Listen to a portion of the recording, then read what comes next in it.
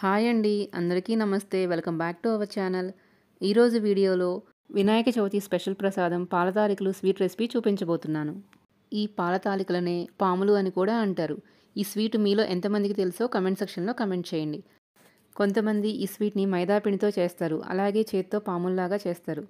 అలా కాకుండా బియ్యం పిండితో చేసుకున్నా కానీ పాములు విరగకుండా ఉండాలి అంటే పిండి ఎలా కలుపుకోవాలో కూడా సీక్రెట్ టిప్ చెప్తాను. ఈ పాలతాలికలకి కాంబినేషన్గా ముద్దపప్పు నెయ్యి వేసుకు తింటే టేస్ట్ సూపర్గా ఉంటుంది. ఇంకా ఆలస్యం చేయకుండా పాలతాలికలు ఎలా తయారు చేయాలో చూసేద్దాం. ముందుగా పాలతాలికల్లో వేసుకోవడానికి బెల్లాన్ని కరగపెట్టుకుందాం. ఒక గిన్నె తీసుకొని దానిలో 1 కప్పు బెల్లం తీసుకుందాం. బెల్లంలో 1 అరకప్పు వాటర్ కూడా వేసుకొని బెల్లాన్ని కరిగించుకోవాలి. ఇక్కడ నేను 1 కప్పు పిండికి 1 కప్పు బెల్లాన్ని తీసుకుంటున్నాను. బెల్లం అనేది పాకం రావసరం లేదు. ఇలా బెల్లం కరిగి ఒక పొంగు వచ్చిన తర్వాత బెల్లాన్ని తీసి ఫిల్టర్ చేసుకొని పక్కన పెట్టుకోవాలి. బెల్లం క్వాంటిటీ అనేది మీరు తినే తీపిని బట్టి అడ్జస్ట్ చేసుకొని వేసుకోండి. ఇప్పుడు అదే గిన్నెని ఒకసారి క్లీన్ చేసుకున్న తర్వాత దానిలోకి 1 కప్పు వాటర్ తీసుకుందాం.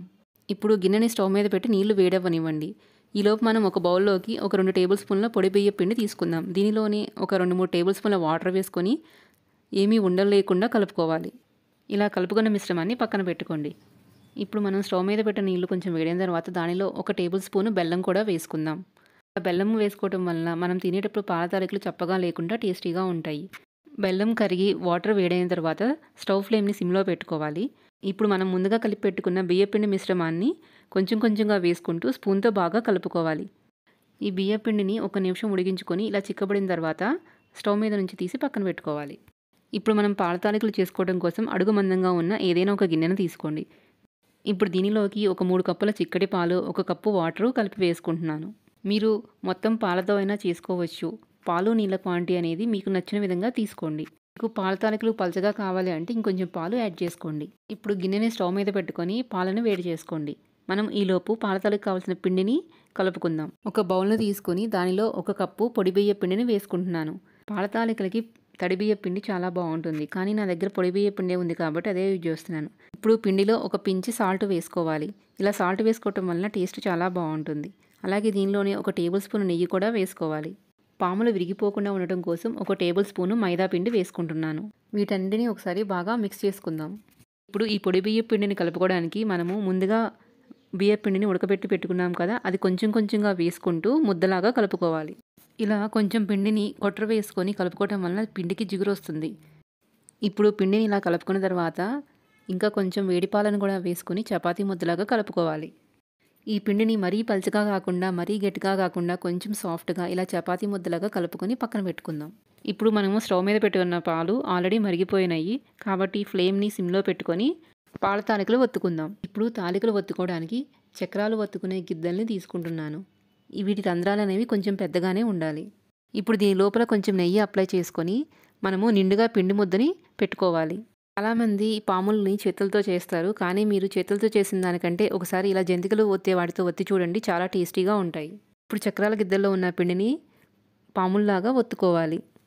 మా అమ్మమ్మ వాళ్ళైతే ఇలా జంతికల గిద్దలతో కాకుండా ఒక మట్టి మూకుడు హోల్స్ ఉన్నది ఉంటుంది. దానిలో పిండి పెట్టి చేత్తో బాగా గట్టిగా ప్రెస్ చేస్తూ ఉంటే కిందకి పాలతాలికలాగా పడుతూ ఉండేవి. మనం ఇప్పుడు అంత కష్టపడకుండా ఇలా సింపుల్గా ఎంతో ఈజీగా ఒత్తుకోవచ్చు. మీకు పిండి కొంచెం గట్టిగా ఉండి ఒత్తడం కష్టం అనిపిస్తే దానిలో కొంచెం వేడి పాలు కలుపుకొని కొంచెం పలచగా చేసుకోండి.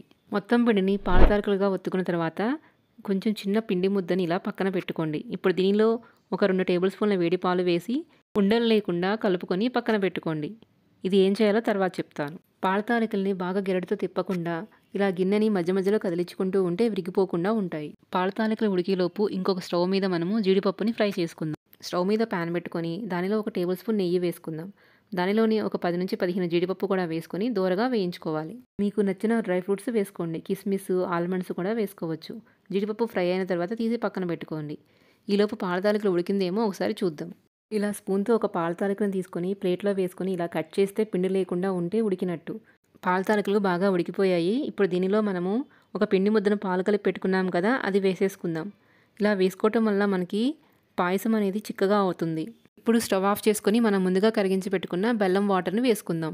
ఇప్పుడు దీనిలోనే ఒక 1/2 టీ స్పూను యాలకుల పొడి కూడా వేసుకోండి. ఇక్కడ మీరు డైరెక్ట్గా బెల్లమైనా వేసుకోవచ్చు. కానీ బెల్లం వేసుకునేటప్పుడు ఫ్లేమ్ అనేది ఆఫ్ చేసుకోవాలి, లేకపోతే పాలు విరిగిపోతాయి. ఒకసారి అంతా బాగా మిక్స్ చేసుకున్న తర్వాత చివరిగా మనం వేయించుకున్న జీడిపప్పు వేసుకొని వేడివేడిగా సర్వ్ చేసుకోవటమే. చూసారు కదండీ! ఎంతో సింపుల్‌గా, టేస్టీగా ఉండే పాల తాలికలు రెడీ అయిపోయినాయి. మీరు కూడా ఒకసారి ఈ స్టైల్‌లో ట్రై చేసి ఎలా వచ్చిందో చెప్పండి. మీకు నా వీడియోస్ కనుక నచ్చినట్లయితే లైక్ చేయండి. అలాగే నా ఛానల్‌ని సబ్స్క్రైబ్ చేసుకోండి. మీ ఫ్రెండ్స్‌తో కూడా షేర్ చేయండి. Thank you.